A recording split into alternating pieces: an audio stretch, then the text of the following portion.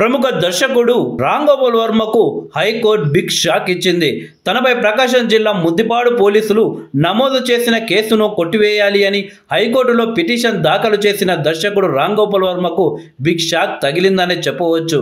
Arrest నుంచి తనకు రక్షణ కల్పించాలన్న వర్మ అభ్యర్థనను హైకోర్టు తోసిపుచ్చింది.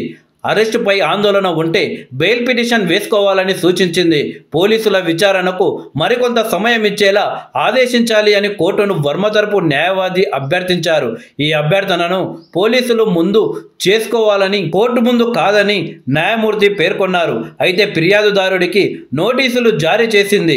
గతంలో చంద్రబాబు, పవన్ వ్యక్తిత్వాలను కించపరిచేలా వర్మ పోస్టులు పెట్టారు.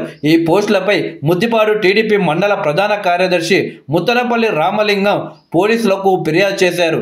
దీనిపై కేసు నమోదు చేసిన పోలీసులు వర్మకు హైదరాబాద్లో నోటీసులు అందించిన విషయం తెలిసిందే. గతంలో వైఎస్ఆర్సీపీ అధికారంలో ఉన్నప్పుడు రామ్ గోపాల్ వర్మ ఏ రకంగా రెచ్చిపోయాడో మనమంతా చూసాము.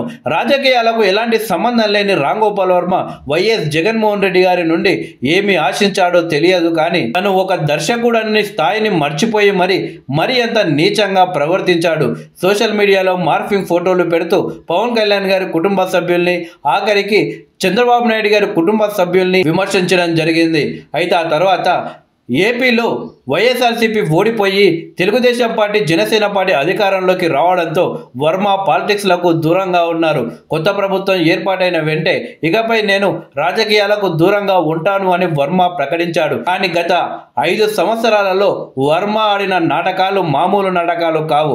అలాంటి వ్యక్తిని ఎట్టి పరిస్థితుల్లో వదలొద్దు అని ఏపీ ప్రజలు కోరుకుంటున్నారు. ఒక రకంగా ఏపీలో రాజకీయాలు దిగజారిపోవడానికి వర్మ లాంటి వ్యక్తులే కారణమని రాజకీయ విశ్లేషకులు కూడా అంటున్నారు. తెలుగు ఇండస్ట్రీలో తనొక టాప్ డైరెక్టర్ ఒకప్పుడు మాట, కానీ ఇప్పుడు వర్మ అంటేనే చీ అంటూ ప్రజలు ఊంచే స్థాయికి వర్మ దిగజారిపోయాడు.